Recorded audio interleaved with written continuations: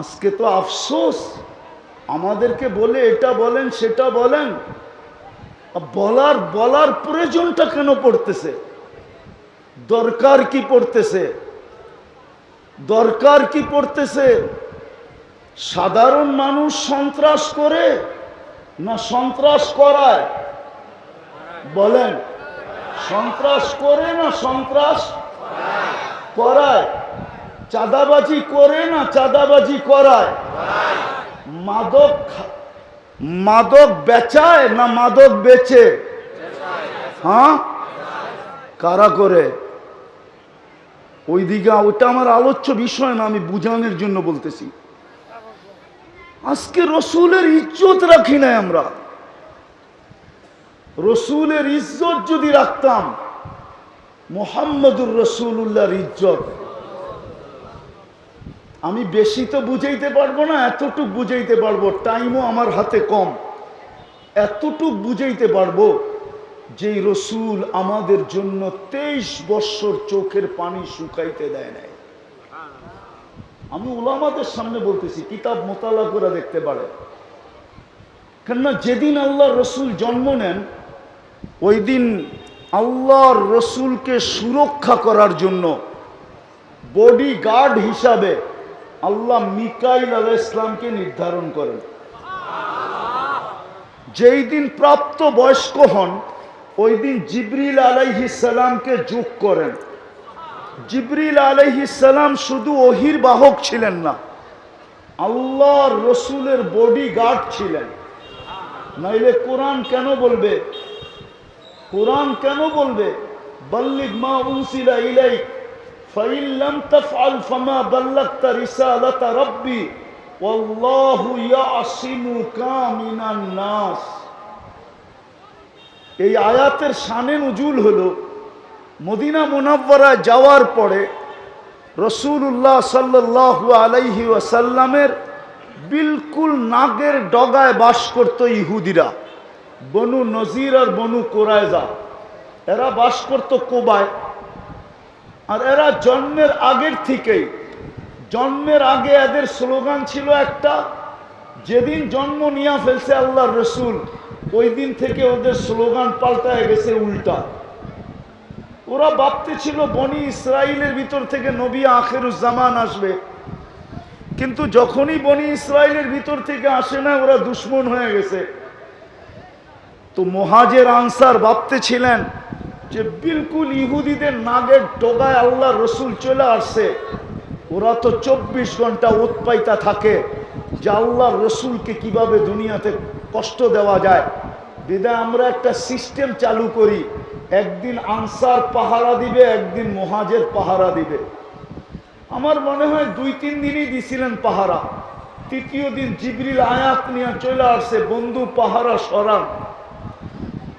এটা আমাদের ইজ্জতের উপরে আঙ্গুল উঠে। ইজ্জতের উপরে, কাদের ইজ্জতের উপরে? আমাদের ইজ্জতের উপরে কি উঠে? আঙ্গুল উঠে। আমরা পাহারা দিব, সরান পাহারা। তো জিবরিল আলাইহিস সালাম 15 বৎসর বয়সে আইসা যোগ হয়েছেন। তো 2 জন পাহারা দিতেন। তা একদিন 2 জনে জিজ্ঞাসা করতেছে, মা জালা আরাকা তাবকি, ও আল্লাহর বন্ধু, যখনই দেখি আপনার চোখে পানি কেন? 23 বৎসর চোখের পানি কোনোদিন থামে নাই। তো বলছে, উম্মতের জন্য চোখের পানি থামে না। কার জন্য? কার জন্য? আরে বলেন না। আর আজকে উম্মতের অবস্থা দেখেন, উম্মতের যুবক দেখেন, উম্মতের যুবতী দেখেন, উম্মতের নারী দেখেন, উম্মতের পুরুষ দেখেন, উম্মতের শাসক দেখেন, উম্মতের শাসিতদের দেখেন, উম্মতের ধনী দেখেন, উম্মতের গরিব দেখেন, উম্মতের শিক্ষিত দেখেন, উম্মতের অশিক্ষিত দেখেন। নবীর ইজ্জত রাখে নাই, আমরা কেউ রাখি নাই মুহাম্মদুর রাসূলুল্লাহর ইজ্জত। যে 23 বৎসর চোখের পানি উম্মতের জন্য কোনোদিন শুকাইতে দেন নাই। চলেন আর একটু উপরে নিয়ে যাই। যে আরশে যায় উম্মতকে বলেন নাই। যদি বলতেন তাহলে আপনি আত্মাহিয়াতের ভিতরে এটা পড়তে পাইতেন, তো পাইতেন কোত্থেকা? ওয়া আলা ইবাদিল্লাহিস সালিহিন। এটা কে বলছিল? কে? আল্লাহ তো বন্ধুকে সালাম দিছেন, ঠিক না? আসসালামু আলাইকা আইয়ুহান নাবিয়্যু ওয়া রাহমাতুল্লাহি ওয়া বারাকাতুহু। আল্লাহ তো বন্ধুকে সালাম দিছেন, ঠিক না? আমার মনে হয় বন্ধু চিৎকার দিয়া উঠছে, সব আমাকে দিলেন, উম্মত কোথায়? উম্মতকে তো কিছু দিলেন না। আল্লাহ মনে হয় এই জন্যই আল্লাহ বলছেন হারিসুম বিল মুমিনিনা রাউফুর রহিম। নাইলে মনে হয় এই দুই সিফত আল্লাহ উঠায়া দিয়া দিতেন না। কোরআন এই কথা মনে হয় কোনোদিন বলতো না যদি আল্লাহ রসুল এখানে চিৎকার না দিতেন যে আমাকে তো সালাম দিলেন, কিন্তু আমার উম্মত কোথায়? তারপরেই মনে হয় আল্লাহ বলছেন হারিসুম বিল মুমিনিনা রাউফুর রহিম। তো বলছে বন্ধু এইখানে উম্মত? বলছে এইখানে উম্মত না আসলে কোথায় আসবে? বলছে আপনিই বলেন উম্মতের জন্য কি? তো আল্লাহ রসুল বলতেছে ওয়া আলা ইবাদিল্লাহিস সালিহিন। আমাকে যতটুক দিলেন আমি উম্মতের জন্য অতটুক নিলাম আপনার কাছ থেকে। যে আরো সে যায় বলে নাই, আরো আমি বুঝাইতে পারতেছি না। যদি আপনাদের বুঝে আসে তো একটা উদাহরণ দিলে বুঝে আসে কিনা জানি না। মুসা আলাইহিস সালাম আল্লাহকে দেখতে চাইছিলেন বনি ইসরাইলের সর্দারদেরকে নিয়ে। আল্লাহ বলছে পাহাড় যদি স্থির থাকে আর তোমার দৃষ্টি যদি ওটার উপরে স্থির থাকে তো আমাকে দেখতে পারো।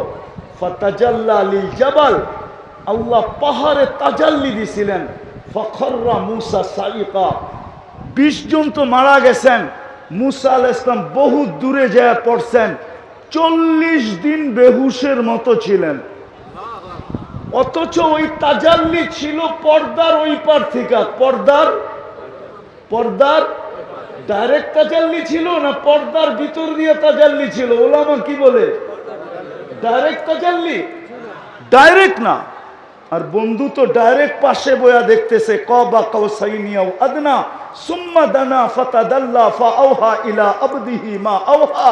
বন্ধু তো পাশে বসা, পাশে আরশের উপরে পাশে বসা।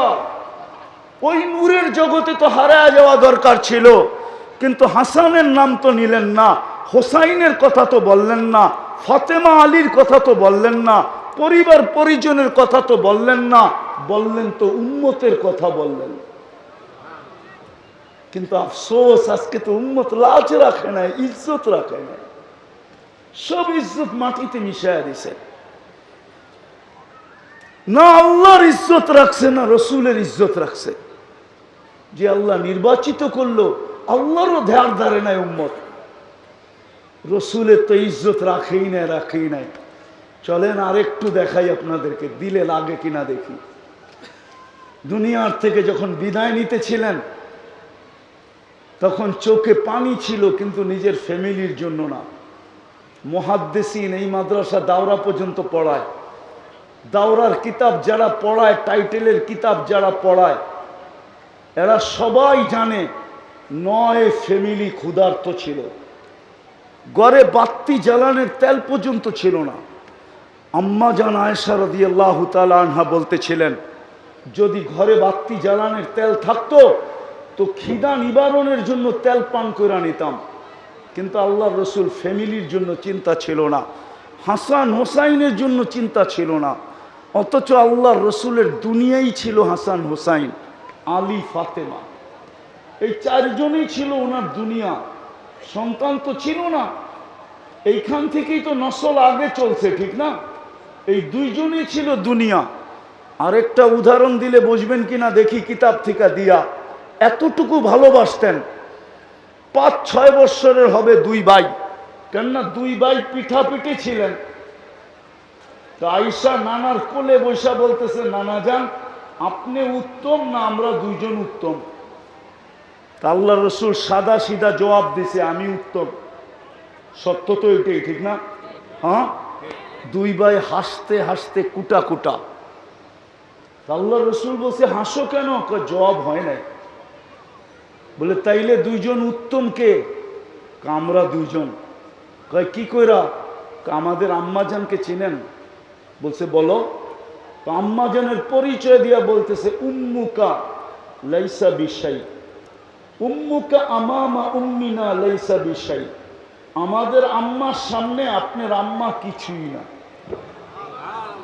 কেন? আমাদের আম্মা তো জান্নাতের মহিলাদের সর্দার নেই, ঠিক না? কি সত্য তো? আপনার আম্মা তো কিছু না, ঠিক না? বলছে আমাদের আব্বাজানকে চিনেন? বলছে বলো। আব্বার পরিচয় দিয়া বলতেছে আবুকা আমামা আবিনা লাইসা বিশাই। আমাগো আব্বার সামনে আপনার আব্বা কিছুই না। আমার আব্বা তো শেরে খোদা, ঠিক না? ফাতেমা তো জোহরা জান্নাতের মহিলার সর্দারনির স্বামী, জান্নাতের যুবকদের সর্দারদের আব্বা, ঠিক না? সাইয়্যিদুল আম্বিয়ার মেয়ের জামাই, ঠিক না? এখন তৃতীয় আসছে, আমাদের নানাজানকে চিনেন? তো নানাজান বলতেছে বলো নানাজানকে। তো নানাজানের পরিচয় দিয়া বলতেছে জাদ্দুকা আমামা জাদ্দিনা লাইসা বিশাই। আমাদের নানাজানের সামনে আপনার নানাজান কিছুই না। তো আল্লাহর রসুল দুইজনকে উঠায়া চুমা দিতে দিতে গাল ভরা ফেলছেন, তারপরে বলছেন মাইনা নিলাম তোমরা দুইজনই উত্তম। এই দিক দিয়ে তোমরা দুইজন। কিন্তু মরার সময় তাদের কথা ভাবেন না, ভাবছেন তো আপনার আমার কথা। আপনার আর আমার কথা ভাবছেন। বলছে জিবরিল, জিবরিল আলাইহিস সালাম জিজ্ঞাসা করছে লম্বা হাদিস যে আপনি কাঁদেন কেন? ইদান ইলা রফিকিল আলা, আপনি তো এখন আল্লাহর সান্নিধ্যে চলে যাবেন, কাঁদেন কেন?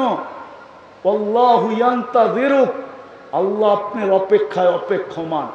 উর্দু জগতে খুশির বন্যা চলতেছে, খুশি আর খুশি ফেরেশতাদের ভিতরে। হাবিব ইয়াসিলুল হাবিব, বন্ধু আজকে চিরদিনের জন্য বন্ধুর কাছে চলে আসবে। আপনি কাঁদেন কেন? বলছে জিবরিল কাঁদি কেন বলবো, আমার পরে আমার উম্মতকে কে দেখা রাখবে? ফামান লিবাদিলি উম্মতি, আমার পরে আমার উম্মতকে কে দেখা রাখবে? কে বুকে জড়ায় রাখবে? কে পাহারা দিয়া রাখবে? কে মাথায় হাত দিয়া রাখবে? আমার উম্মতকে কে দেখবে? আজকে উম্মত রসুলের ইজ্জত রাখে না। যদি রাখতো, রাগ হয় না যুবক, তোমাদের পায়ে হাত দেই, তাহলে তোমরা নেটে দেখা কোনোদিন চুল কাটতে না।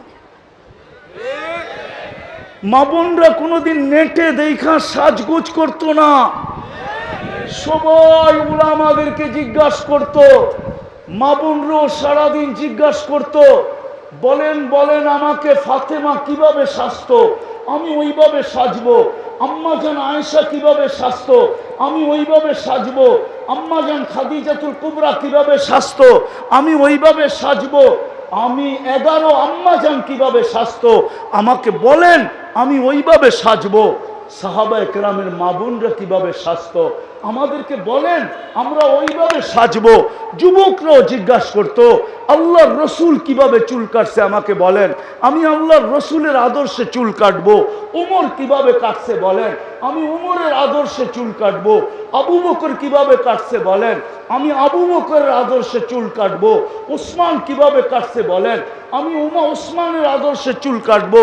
আল্লাহ তো রসুল তো বলছে আসহাবিকান নুজুম বিআইয়িহিম ইক্তাদাইতুম ইহতাদাইতুম, আমার 100 লক্ষ সাহাবী তারকারাজির ন্যায়, যার আদলে তুমি চলবে, যার আদর্শে তুমি চলবে, এদের সাথে তুমি মিলিত হবে, তোমার উপরও আল্লাহ রাজি হবে, জান্নাত তোমার জন্য অবধারিত হবে। তাহলে তো সারাদিন হুজুরদের কাছে ফোন আসতে থাকতো, মেয়েদের পক্ষ থেকে, যুবকদের পক্ষ থেকে, পুরুষের পক্ষ থেকে, শিক্ষিতর পক্ষ থেকে, গরিব ধনীর পক্ষ থেকে, যে আমি এর আদর্শে চলতে চাই, আমাকে আদর্শ বলেন। আজকে আমার কান্না তো এটাই, যে রসুল যাওয়ার সময়, যে রসুল যাওয়ার সময়, ছোট ফ্যান নিয়ে আসেন, যে রসুল যাওয়ার সময় বলতেছে চোখে পানি উম্মতের জন্য। চলেন আরেকটু দেখাই, দেখি আপনাদের দিলে লাগে কিনা। আজকেও আমি পুরা টিম নিয়ে আসতে পারি, পুরা টিম। টিম বুঝেন? আরে টিম বুঝেন? টিম পুরা জামাত নিয়ে আসতে পারি এখানে। যারা স্বপ্নে দেখছেন আল্লাহর রসুল হাতিমে কাবায় বৈশা কাঁদতেছে, পোড়া সেজদায় পোড়া কাঁদতেছে। জিজ্ঞাসা করছেন, ইয়া রসুল আল্লাহ কাঁদেন কেন? তো বলছে, আমি বাংলাদেশের সরল সহজ সাদা সিধা, বাংলাদেশের মানুষ সরল সহজ, বাংলাদেশের মানুষ সাদা সিধা, যেদিকে বাতাস দেখে ওই দিকেই পাল তোলে, যেদিকে বাতাস দেখে ওই দিকে কি করে, হ্যাঁ, চিন্তা করে কিছু করে না। একটা বাংলায় প্রবাদ বাক্য আছে না, হুজুকে বাঙালি, এ সাদা সিধা দেখা। এই জন্য আমি বলি, আমাদের একটা সুসংবাদ আছে আল্লাহ রসুলের পক্ষ থেকে, সেটা হলো আমরা সাদা সরল সহজ। বলছে আমার বাংলাদেশের উম্মতের জন্য কাঁদতেছি আমি, এরা সরল সহজ সাদা সিধা, এদের ইমান যে যেমনে পারতেছে সিনায়া নিয়ে যাইতেছে, এই জন্য আমি কাঁদতেছি। আল্লাহওয়ালারা দেখেন, জিজ্ঞাসা করেন আল্লাহওয়ালারা দেখে কি দেখে না, একটু পরেই শুনবেন, হুজুর হযরত বয়ান করবে একটু পরেই। আল্লাহওয়ালারা দেখেন আল্লাহর রসুল উম্মতের জন্য এখনো কাঁদেন। আমি তো আগস্টের 17-16 তারিখে মদিনা মুনাওয়ারায় ছিলাম।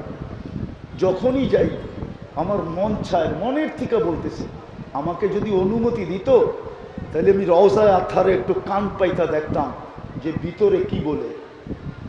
আমার বিশ্বাস ভিতরে কানতেছে আর বলতেছে, মা বি উম্মতি, আমার উম্মতের কি হইল। এখনো কানতেছেন। চলেন আরেকটা শুনাই আপনাদের যদি দিলে লাগে। আমি লেখি না, আবুল সামরকান্দি রহমতুল্লাহ আলী লেখছেন। উনি কে ওলামাদের কাছ থেকে জেনে নিয়েন আবুল সামরকান্দি রহমতুল্লাহ আলী কে। এই কথা শোনার পরে যদি কেউ আমার বিরুদ্ধে লেখেন তাহলে লিখতে পারেন, কিন্তু এটা আমার কথা না, কিতাব গাইটা বাইর করতে হবে।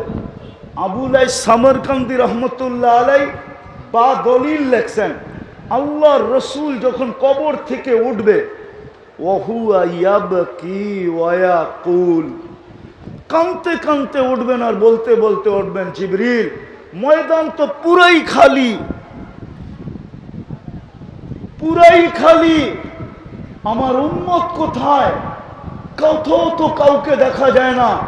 তো জিবরিল আলাইহিস সালাম সান্ত্বনা দিবেন যে আপনি ব্যতীত জমিনের উপরে কোনো নবীও ওঠে নাই, কোনো রসুলও ওঠে নাই, কোনো উম্মতও ওঠে নাই, আপনার উম্মতও ওঠে নাই। আপনি শান্ত হন, শান্ত, তারপরে শান্ত হবে, এর আগে শান্ত হবে না। যে কবর থেকে উম্মতের জন্য কানতে কানতে উঠবে, ওই উম্মত আজকে নবীর লাজ রাখে নাই, ইজ্জত রাখে নাই। সারা দিন তো বাদই দিলাম, শুক্রবার তো আমাদের কাছ থেকে আল্লাহর রসুল চাইয়া নিছিলেন, চাইয়া। আমি হাদিস দিতেছি, আল্লাহর রসুল বলছিল শুক্রবার আমাকে দিয়া দিও, আমার উপরে বেশি বেশি দুরুদ পড়ো, দুরুদ আমার উপরে বেশি বেশি দুরুদ শুক্রবারে পড়ো। কিন্তু আজকে কি বার? সোমবার, শুক্রবার গেছে, বেশি দিন হয় না। কিন্তু এই মজমায় তো একজনও পাওয়া যাবে না যে শুক্রবারে নবীজির উপরে 500 বার দুরুদ পড়ছে। আমরা তো দুরুদ পড়ি না। তো যেটা বুঝাইতেছিলাম, যিনি কবর থেকেও কানতে কানতে উঠবে, আর কিয়ামতের মাঠের দৃশ্য তো সুস্পষ্ট, 1.25 লক্ষ নবীরা নাফসি নাফসি বলে চিৎকার দিবে।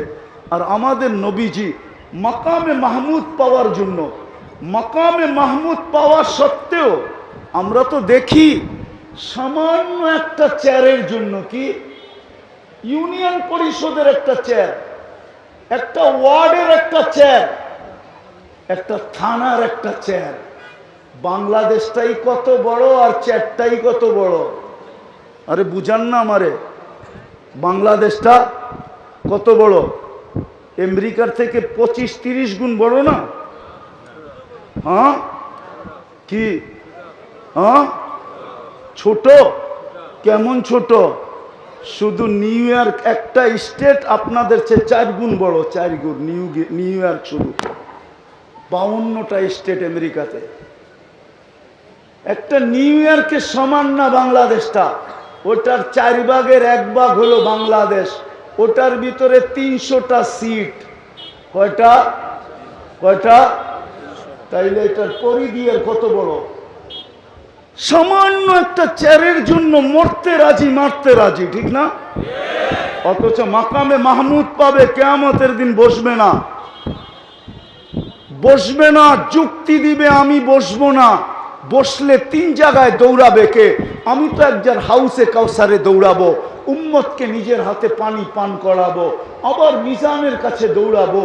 পাল্লা যদি সামনে না ঝোঁকে তো আমি ওইখানে হাত উঠায়া দিয়া বলবো, আপনার প্রতিশ্রুতিগুলা স্মরণ করাবো। আপনি বলছেন সালতুতা সাফি তুসাফা, তো আমি চাইতে থাকবো, আপনি দিতে থাকবেন, আমি সুপারিশ করতে থাকবো, আপনি মঞ্জুর করতে থাকবেন। আরো অনেক প্রতিশ্রুতি কিয়ামতের মাঠে আছে। বিদায় আমি মিজানের কাছে দৌড়াবো, আবার আমি পুলসিরাতে ছুটবো। যদি উম্মত পার না হইতে পারে তাইলে দুরুদের গাঠি মাথায় দিয়া পার করায় দিব।